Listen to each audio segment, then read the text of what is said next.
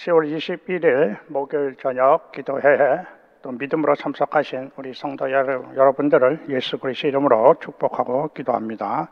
기도하겠습니다. 사랑이 많으신 아버지 하나님 감사합니다. 오늘 이 저녁 시간에도 또 저희들의 마음속에 하나님 앞에 모이고자 하는 마음을 주심을 감사합니다. 기도하고자 하는 마음을 주심을 감사합니다. 또 말씀을 듣고자 하는 마음을 주심을 감사합니다. 임마누엘 하나님이 오늘도 저희들이 모인 가운데 함께 해주시고 임마누엘 하나님이 직접 말씀하시고 또 감동케 하시고 응답하시는 은혜와 축복이 있는 이 저녁 기도의 시간이 되게 하여 주옵소서. 예수 그리스도 이름으로 기도합니다. 아멘. 오늘 찬송가 197장 은혜가 풍성한 하나님입니다. 197장입니다. 은혜가 풍성한 하나님은 믿는 자 한 사람 한 사람 어제도 오늘도 언제든지 변찮고 보호해 주시네. 주여 성령의 은사들을 오늘도 내려 주소서. 성령의 뜨거운 불길로서 오늘도 충만케 하소서. 정욕과 죄악에 물든 마음을 성령의 불길로 태우사 정결케 하소서. 태우소서. 깨끗게 하여 주옵소서. 주여 성령의 은사들을 오늘도 내려 주소서. 성령의 뜨거운 불길로서 오늘도 충만케 하소서. 희생의 제물로 돌아가신 어린 양 우리 주 예수여 구속의 은혜를 내리시사 오늘도 구원해 주소서. 주여 성령의 은사들을 오늘도 내려 주소서. 성령의 뜨거운 불길로서 오늘도 충만케 하소서. 주님의 깊으신 은혜만을 세상에 널리 전하리니 하늘의 능력과 권세로서 오늘도 입혀 주옵소서. 주여 성령의 은사들을 오늘도 내려 주소서. 성령의 뜨거운 불길로서 오늘도 충만케 하소서. 아멘. 아멘. 오늘 이 저녁에 또 하나님께서 저와 여러분들 주시는 하나님의 말씀의 주제는 성령의 충만함을 구하십시오라는 말씀의 주제입니다. 성령의 충만함을 구하십시오. 오늘 이 저녁에 여러분과 함께 살펴볼 하나님의 말씀은 열왕기 하 2장의 말씀입니다. 열왕기 하 2장의 말씀에서는 북이스라엘의 위대한 선지자였던 엘리야 선지자의 죽음을 보지 않은 승천에 대한 내용과 또한 하나님께서 엘리야의 선지자의 후임으로 엘리사를 하나님의 선지자로 세우시는 그런 내용들이 기록되어 있습니다. 오늘 본문 말씀의 열왕기 하 2장 말씀에 의하면 하나님의 선지자 엘리야가 이제 자신이 하나님 앞으로 갈 날이 얼마 남지 않은 것을 알고 나서 이제 마지막으로 자신이 가르치고 있었던 선지자 학교들을 방문하고자 합니다. 우리 1절 말씀 보도록 하겠습니다. 1절 말씀. 여호와께서 회오리 바람으로 엘리야를 하늘로 올리고자 하실 때에 엘리야와 엘리사와 더불어 길갈에서 나가더니. 아멘. 엘리야 선지자와 엘리사는 길갈에 있는 선지자 학교에 떠나서 베델과 여리고에 있는 엘리야 선지자와 선지자 학교의 방문길에 오르게 됩니다. 이때 선지자 학교 방문길에 나서면서 엘리야 선지자가 엘리사에게 너는 나를 따라오지 말고 여기 길갈에 남아 있으라고 말합니다. 우리 2절 말씀도 한번 보도록 하겠습니다. 본문 2절 말씀. 엘리야가 엘리사에게 이르되 청하건대 너는 여기 머물라 여호와께서 나를 베델로 보내시는지라 하니 엘리사가 이르되 여호와께서 살아계심과 당신의 영혼이 살아있음을 두고 맹세하노니 내가 당신을 떠나지 아니하겠나이다 하니 이에 두 사람이 베델로 내려가니.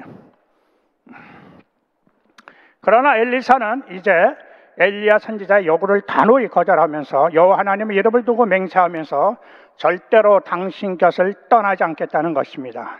엘리야 선지자는 길갈에서 떠나 베델과 여리고를 거쳐 요단 동편까지 가면서 엘리사에게 3번이나 내 것을 떠나 있으라고 하였지만은 엘리사는 매번 엘리사 선지자의 요구를 거절하면서 결국은 요단 동편 땅까지 함께 동행하게 되는 것입니다.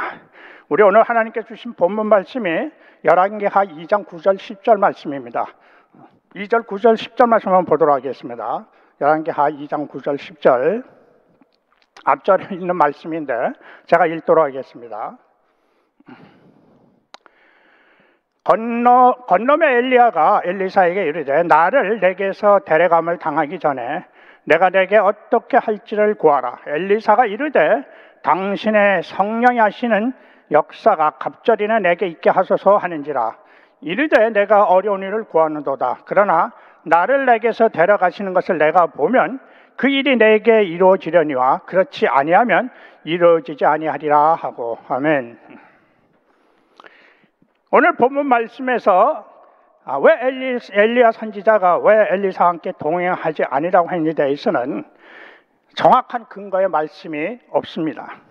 그러나 엘리사는 엘리야 선지자가 그렇게 3번씩이나 자신을 떼어놓으려고 하였지만 끝까지 엘리야 선지자의 동행을 강청한 또 그 분명한 이유가 있습니다. 그것은 엘리사는 엘리야 선지자가 승천하기 전에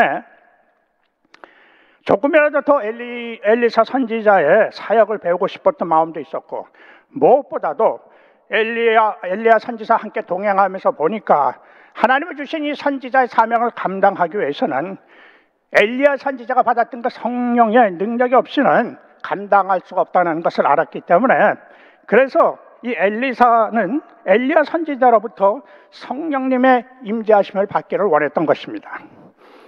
우리 9절 말씀 다시 한번 보도록 하겠습니다. 본문 말씀인데, 건너매 엘리야가 엘리사에게 이르되 나를 내게서 데려감을 당하기 전에 내가 내게 어떻게 할지를 구하라. 엘리사가 이르되 당신의 성령이 하시는 역사가 갑절이나 내게 있게 하소서 하는지라. 아멘. 이 말씀에서 내가 건넜다는 의미는 엘리야와 엘리사가 엘리야의 성령의 능력으로 요단 강물을 가르고 그리고 건넜다는 의미인 것입니다.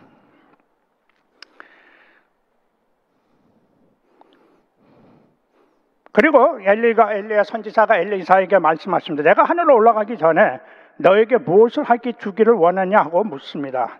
그러자 엘리사는 기다렸다는 듯이 당신의 성령이 역사하시는 은혜가 내게 갑절이나 있게 하여 달라고 그 성령의 임재하심을 구합니다. 다시 말씀을 드리면은 지금 엘리사는 엘리야 선지자의 성령의 능력과 권세를 구하고 있는 것입니다. 엘리야 선지자가 엘리야에게 내가 너에게 마지막으로 무엇을 해주기를 원하느냐고 물었을 때 엘리사는 세상적인 부귀와 영화와 명예를 구한 것이 아니라 선지자의 사명을 잘 감당해 갈 수 있는 성령의 능력과 권세를 달라고 요구한 것입니다. 그리고 얼마 안 있어서 엘리야 선지자는 하나님의 말씀하신 대로 불수레를 타고 하늘로 승천을 하고, 땅에 남아 있었던 엘리사는 땅에 떨어진 엘리야 선지자의 겉옷을 주워가지고 엘리야 선지자와 똑같이 요단강을 이리저리 치면서 엘리야의 하나님 어디에 계십니까 하며 외칩니다. 우리 열왕기하 2장 14절 말씀을 한번 보도록 하겠습니다. 엘리야의 하나님 여호와는 어디 계시나이까 하고 그도 물을 치매 물이 이리저리 갈라지고 엘리사가 걷느니라. 엘리사 선지자의 이 외침은 엘리야와 함께 하신 하나님께서 나와 함께 하여 달라는 간절한 외침이었던 것입니다. 그러자 요단강물이 갈라지고 엘리사는 요단강을 맨 땅을 걷듯이 건너게 된 것입니다. 그러자 요단강물은 그 일을 보고 있었던 여리고의 선지자 성도들이 엘리야의 성령이 엘리사에게 임하였다고 하면서 모두가 엘리사 앞으로 나와서 그에게 절하고 경배하였다고 성경에는 말씀하고 있습니다. 우리가 오늘 주신 말씀에서 엘리야 선지자가 엘리사에게 내가 너에게 무엇을 해줄까 했을 때 엘리사가 세상에 좋은 다른 것들을 구하지 않고 성령의 능력을 구했다는 것은 하나님께서 나에게 주신 선지자의 사명은 성령의 능력이 없이는 결코 감당할 수 없다는 사실을 이 엘리사는 깨달았기 때문입니다. 제가 성경 사전에서 보니까 선지자란 뜻은 히브리어로 나바로서 예언하는 자, 말씀을 전하는 자 혹은 하나님의 말씀을 대언하는 자라고 기록되어 있습니다. 오늘 지금 현 시대에서도 하나님께서 저와 여러분들을 예수 그리스도 안에서 하나님의 말씀을 세상 가운데 선포하고 전하는 선지자적인 사명을 주셨습니다. 세상의 죄와 어두운 가운데 잡혀있는 영혼들에게, 또 세상 가운데서 영적인 타락함으로 방황하고 있는 영혼들에게 하나님의 말씀을 선포하고 하나님의 말씀을 전해서 그들의 영적인 어둠들을 깨트리고 여호와 하나님을 인정하고 하나님 앞으로 돌아오게 하라는 선지자의 사명을 주신 것입니다. 제가 이렇게 말씀을 드리면 어떤 분들은 나는 목사도 아니고 선교사도 아니고 전도사도 아닌데 선지자의 사명은 이분들이 감당해야 가는 것이 아니냐 하고 반문하는 분들도 계시리라 생각합니다. 그러나 제가 하나님의 말씀에 의해서 오늘 이 시간 분명하게 여러분들에게 말씀을 드리는 것은 하나님께서 주신 말씀들을 세상 가운데 선포하고 전하는 사명은 어떤 특정한 사람들에게만 주어진 사명이 아니라 예수 그리스도 안에서 구원받은 하나님의 자녀들 모두에게 공동으로 주신 사명이라는 것입니다. 그런데 오늘 이 세대에 하나님께서 저와 여러분들을 주신 선지자적 사명을 제대로 감당하기 위해서는 우리들이 먼저 꼭 하여야 할 일이 있습니다. 그것은 오늘 본문 말씀에 엘리사 선지자와 같이 먼저 성령님의 능력을 구하는 것입니다. 우리 사도행전 1장 8절 말씀 한번 보도록 하겠습니다. 오직 성령이 너에게 임하시면 너희가 권능을 받고 예루살렘과 온 유대와 사마리아와 땅끝까지 이르러 내 증인이 되리라 하시니라. 예수님께서 승천하시기 전에 제자들에게 주신 말씀입니다. 땅끝까지 나아가 예수 그리스도의 증인의 삶을 살기 위해서는 먼저 성령의 권능을 받아야 한다는 것입니다. 이 말씀의 의미는 성령의 권능이 없이는 하나님의 사명들을 감당해 갈 수가 없다는 것입니다.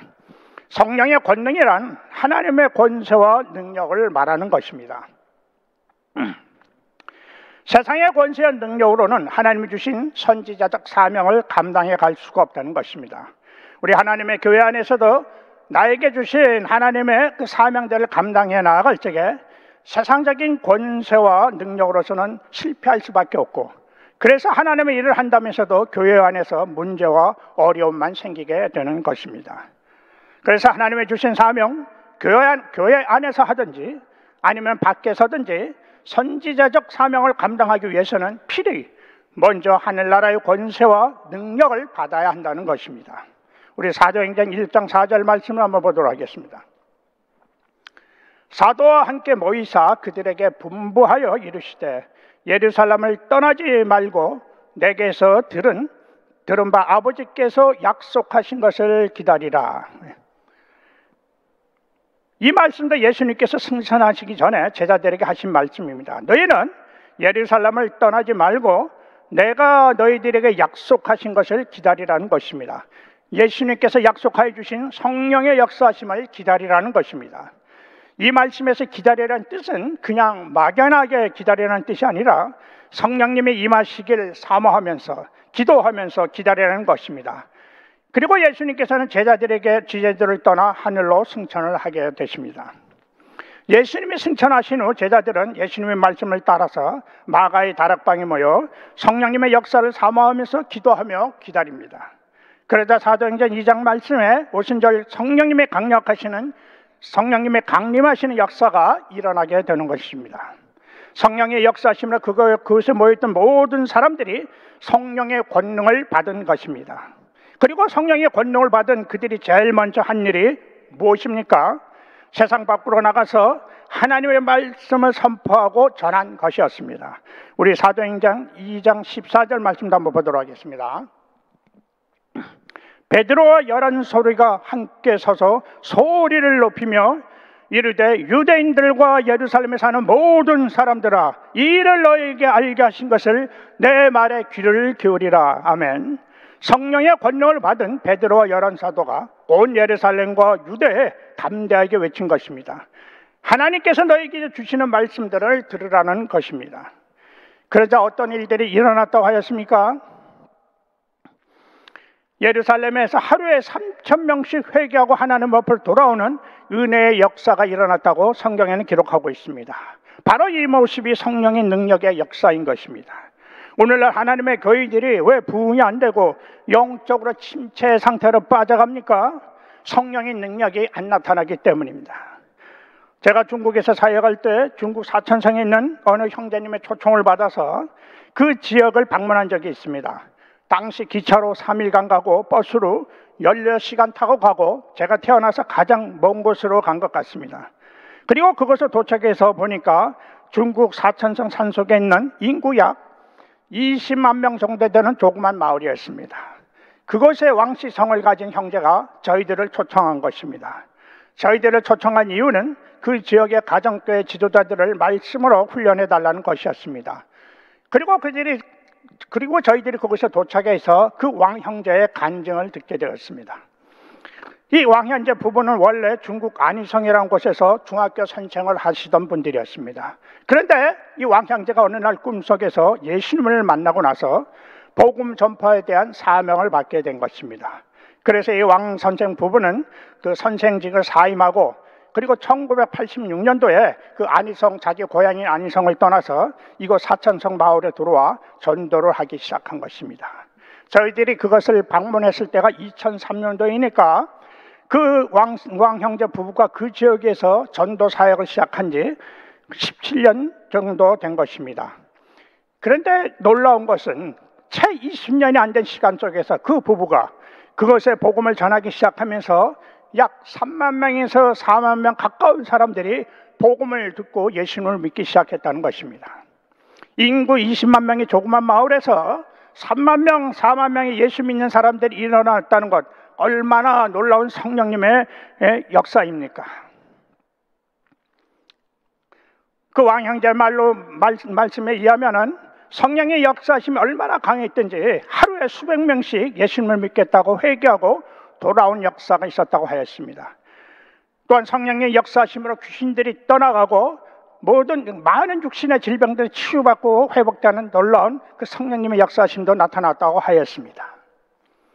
이 말씀의 의미는 현 초대교회에 있었던 성령님의 능력의 역사는 지금 현 교회 시대 속에서도 계속적으로 일어나고 있다는 사실을 말해주고 있는 것입니다. 그래서 지금 내가 섬기고 있는 지역이나 혹은 교회에서 또 내 주변에서 이런 성령의 역사의 은혜들을 왜 보기가 어려울까요? 그것은 오늘 엘리사 선지자가 구했던 성령의 능력들이 나타나지 않기 때문입니다. 신약 성경에서는 성령의 능력을 성령의 충만함으로도 말씀하여 주시고 있습니다. 그래서 사도 바울은 에베소서 5장 8절 말씀에서 너희는 성령의 충만함을 받으라고 권면하고 주시고 있는 것입니다. 성령의 충만함의 의미는 단회적으로 끝나는 것이 아니라 계속적으로 이루어져야 한다는 것입니다. 성령님의 충만함은 내가 생각하고 내가 말로 원한다고 해서 이루어지는 것이 아닙니다. 오늘 엘리사 선지자가 엘리야 선지자의 거절에도 불구하고 계속 포기하지 않고 계속 인내하며 끝까지 엘리야 선지자와 동행하였을 때 결국은 엘리사 선지자의 성령의 능력을 받게 된 것입니다. 이와 같이 성령의 충만함을 받기 위해서는 중도에 포기하지 않고 인내하며 하나님 앞에 나와 간절하고 애타는 마음으로 계속 기도해야 한다는 것입니다. 우리 누가복음 11장 13절 말씀을 보도록 하겠습니다. 너의 하늘 아버지께서 구하는 자에게 성령을 주시지 않겠느냐 하시니라. 이 말씀에서 구한다는 원어상의 의미는 간절하고 애절한 마음이라고 표현하고 있습니다.